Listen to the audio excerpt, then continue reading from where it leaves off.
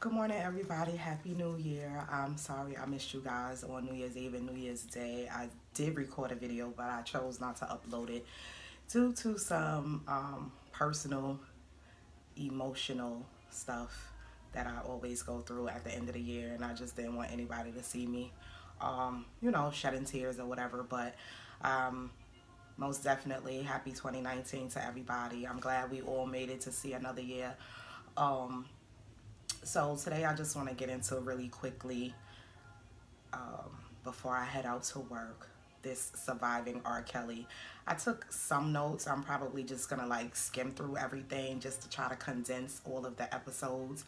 Of course, I watched it yesterday. I watched each one of them when they premiered. I should have rewatched all of it last night and then, or this morning before I decided to come and chop it up with you guys. But just going based off of what I remember, some of the notes that I have scribbled down here probably be a little hard for me to read my own handwriting since I don't have my glasses on. But yeah, surviving R. Kelly, that was, for lack of a better word, interesting. I'm sure we all knew that R. Kelly definitely had some issues in terms of his affinity, attraction to young women, underage girls. It was something that definitely took me by surprise in terms of the ages of a lot of them. Obviously, the young lady from the video, the infamous Pee on Me video, I didn't know that that was Sparkle's niece. A lot of people that I had spoken to said that they did know that, but me, I don't know where I was, what I was doing at that time, why I wasn't paying attention to pop culture, but I didn't know that that was her niece. I did know that she was quite young. It also struck me, very surprisingly that Sparkle said her family and she had been estranged, and it made me just think like her mom and her dad and the young lady in question is, they're just denying that it's her. They don't want to have any involvement in the docu-series. They didn't show up to court. Makes you wonder. I don't know if it was mentioned, and if it was, I obviously missed it. Whether it was on the series or something that was just a part of whatever was going on at that time. If he in fact gave them some hush money, because there's no way in hell that a mother and a father are not gonna show up and try to, seek justice for their young daughter when this old ass man is doing all these inappropriate things to her. Like, that just really bugged me out. And then like I said, I have my notes here, but I probably won't even refer to them just because I can't see and I want to make it as short as possible. But yeah, the other young lady, the Lisette, I think her name was, or Lizette, she said she caught mono from him. Like, I'm just surprised that the earlier young ladies hadn't caught any STDs from him. The young lady from that I watched last night, the young lady Faith, she says she got herpes because he got it from one of the other young ladies that he's been having in his harem, his concubine. His ex-wife mentioned that she definitely believes that he has a God complex, and just listening to a lot of the things that these young ladies were saying, I can agree with her. Call me daddy. You have to ask permission to get up and leave, get up and use the restroom, want to eat, and he even had her like that. Like, it just it really took me for a loop. His brother, the incarcerated brother, is just like, a lot of men have fetishes and fantasies, and I just don't see what the problem is. Are you serious that you're condoning his attraction to young ass girls? Like, we're not even talking about 18 on the verge of turning 19, or even, like I learned watching the docu-series, that the legal age of consent in Illinois is 17. We talking about 12 and 13, 14. Aaliyah was 15 and 14, sleeping with them and courting them and fantasizing about them, and taking it all the way so far as these songs that we all loved and bumped hardcore on repeat were all, pretty much, excuse me, about them and his fascination and adoration for them. Like, that shit had me all the way just, he's a fucking sicko. I saw a couple posts on social media where people were asking, can we separate the man from the art? And I'm not quite sure, because for me, I like his music. I've definitely, gone out and purchased CDs and had each of them on repeat for, the duration that they were, hot at the time, climbing the charts and everything. But to learn all these intricate details, and then he moves on to older women that, just, I guess, for the sake of conversations, didn't have high self-esteem, self-love, to just see it that he's being upfront with me and telling me that, he has these other women, and they're okay with that because he's being upfront and honest. I personally think that's a bunch of bullshit, because, just because somebody is telling you that they're entertaining and or being intimate with other women doesn't make it okay. Once they got there and they saw that these girls were, locked away and had to have permission to do this, that, and the third, they continue to stay there. It just tripped me out. The other young lady that said when they was on the tour bus, the door flew open and he was banging Aaliyah. That shit, like, he really, really, really, like, for me, again, because I didn't follow and I still don't follow pop culture to the letter, but I was just in awe. My mouth was open and my eyebrow was raised, and I'm just like, this guy really has a lot of shit with himself. No doubt, we know as a society that, when you experience some type of trauma or abuse in your childhood, it tends to fuck you up in one way or the other as an adult. But the fact that, he had been molested more than once by, close friends and family members, and I believe one of his brothers said it happened to him, and when he told R. Kelly, it went in one and out the other. He didn't believe him, so he knew at that moment that he couldn't say anything to his mom, and it probably was because R. Kelly was experiencing the same things. And then I'm scrolling and trolling on commercial breaks and everything, and I'm just seeing like this interview, and I don't recall ever seeing this interview before, just a clip of him saying he had a crush on his mom and he drank from the same side of a coffee cup with her lipstick. Like, that's some weirdo shit. That's some real sicko shit. I struggled to believe a lot of the things that I was hearing. Not that I don't believe the victims, I definitely do, but it's just, everything was taking me by surprise. And then you get into the physical abuse, the domestic abuse of it all, smacking and kicking, and then you turn this little girl, this sweet little frail, fragile, innocent little girl into a boy, like a stud, a AG, a dyke, whatever the fuck word you want to call it. And for what? I thought your affinity and attraction was to little girls, and here it is, you turning her into a boy to do what? Walk around with the other young lady to keep her protected, keep her in line. And I know I'm all over the place with episode to episode, but I'm right now I'm freestyling. I'm just talking off the top of my head about shit that I remember, because I refuse to struggle to read these notes. But yeah, he definitely needs some help. And I'm surprised that, up until this point, his guilt hasn't done anything to him.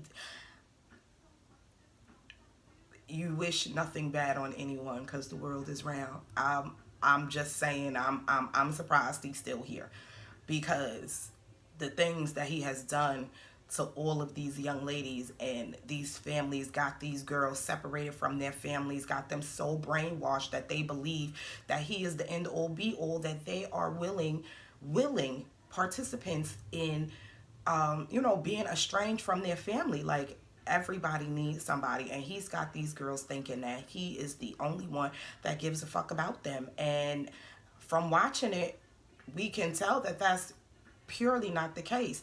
The young lady Dominique that went in the house as a beautiful young lady, came out excuse me, resurfaced as a little stud.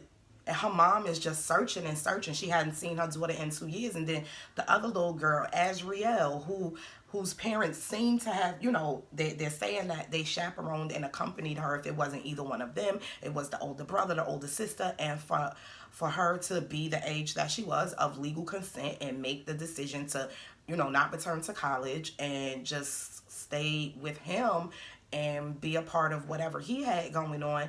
And I felt so bad for them, those parents, especially the mother.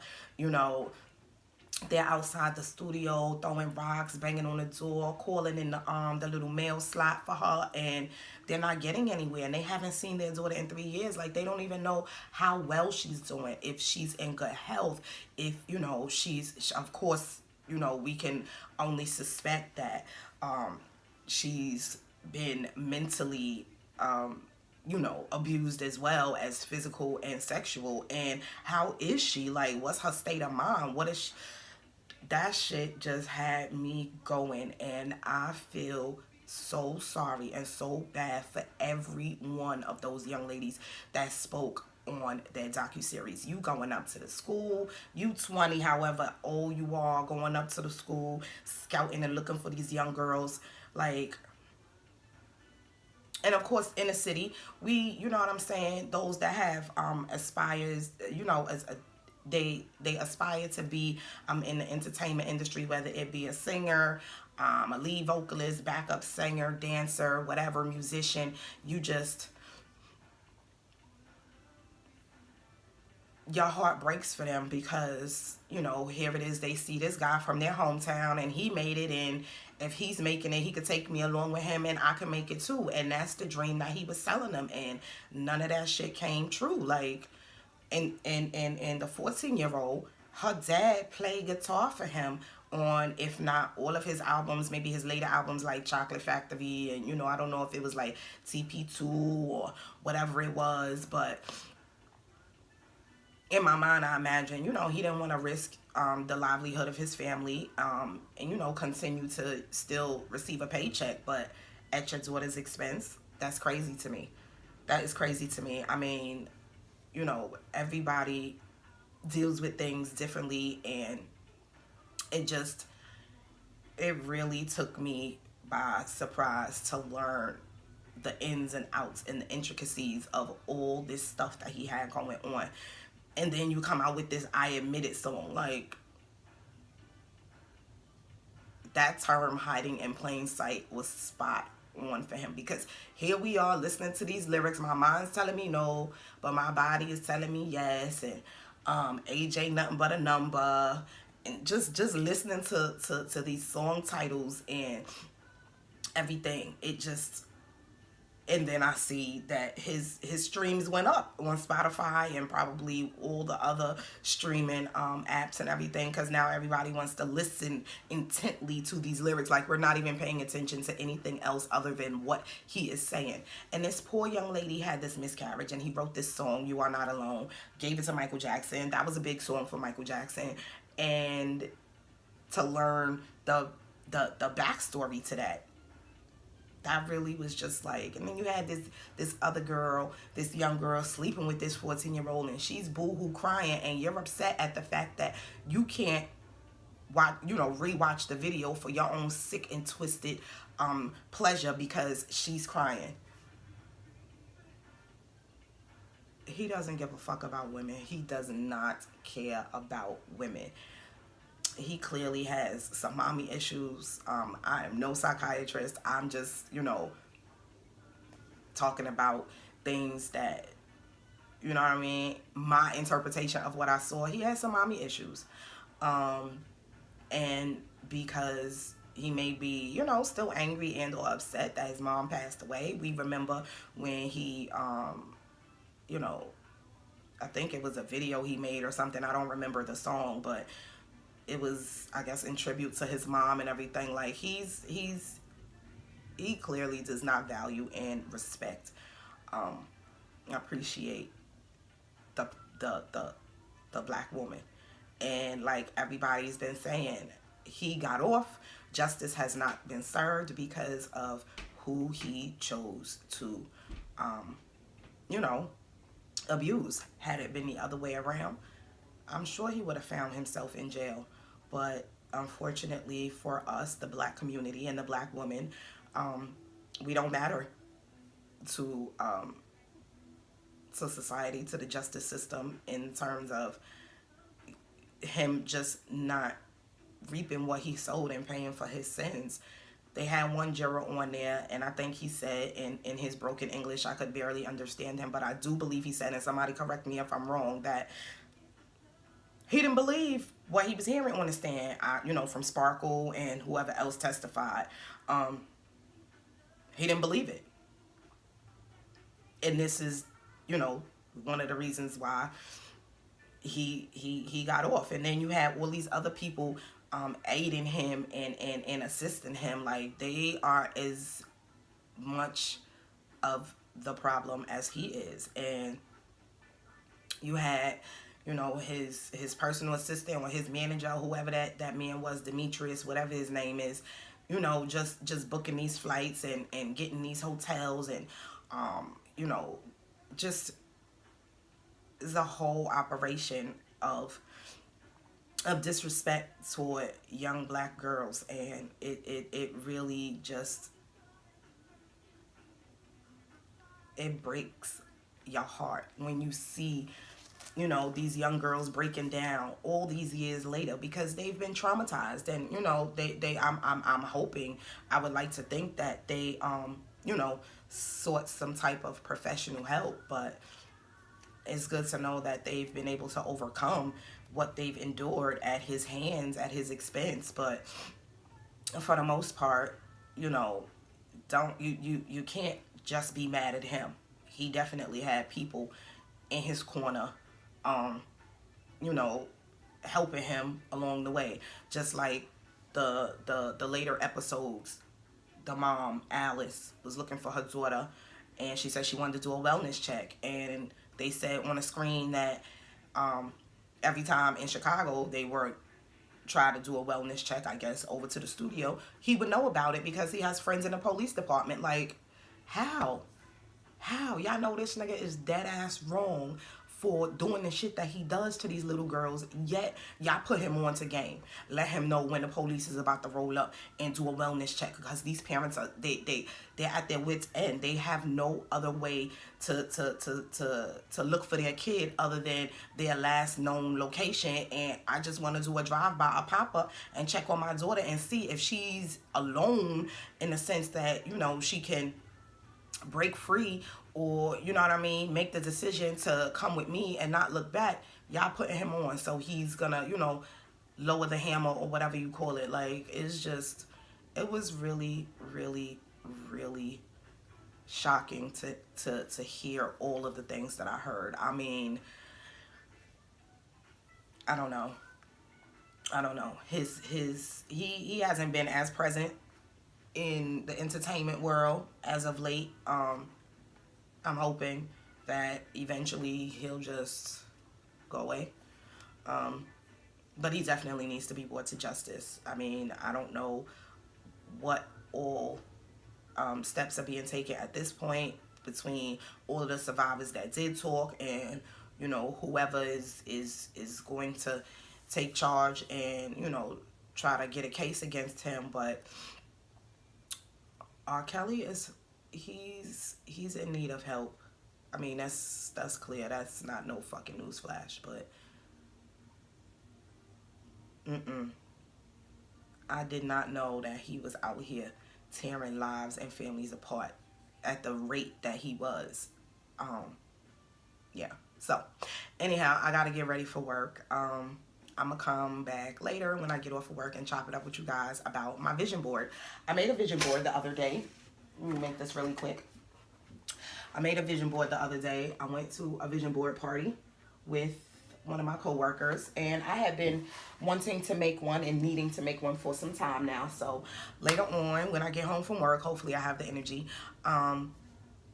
I'm gonna break down my vision board and chop it up with y'all about some of the things that I want to accomplish in 2019. So with that being said, honestly, Aisha, thanks for tuning in. Please like, subscribe, hit the notification bell, and you can also share, tell a friend to tell a friend. Happy Sunday, and I will see you guys later.